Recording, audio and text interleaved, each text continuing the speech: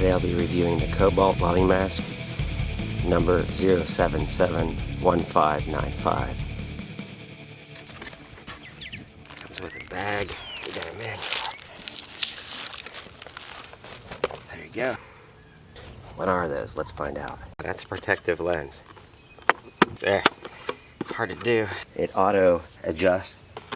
So you can adjust that angle. Now you push this in and turn it left or right. If you look carefully at the batteries right there.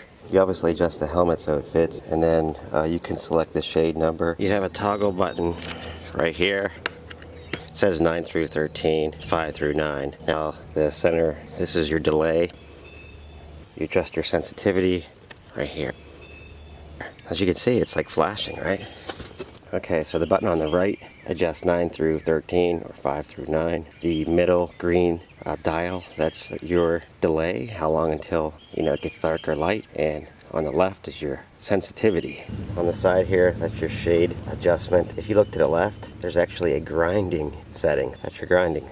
Just more shade or less shade, whatever your preference. It's up to you.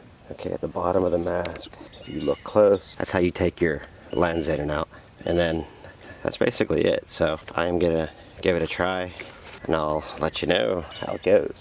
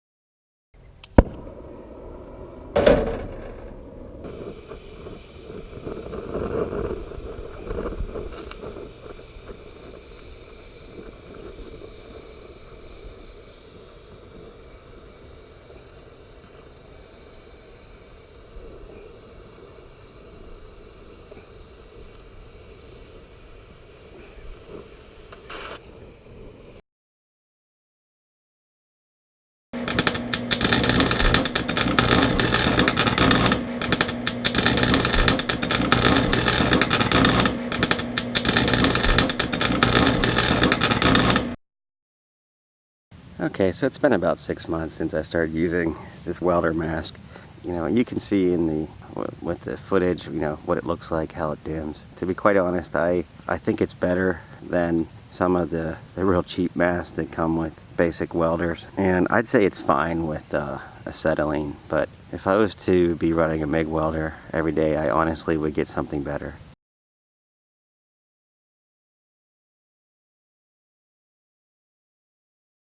Pretty good for grinding. If you're in well lit areas, it works pretty good. Like I said, it works okay with acetylene, but with my MIG it doesn't, at least for me, it doesn't seem to cut it. So if you have any questions, let me know in the comments section below. As always, thanks for watching, and please subscribe for more free unbiased reviews.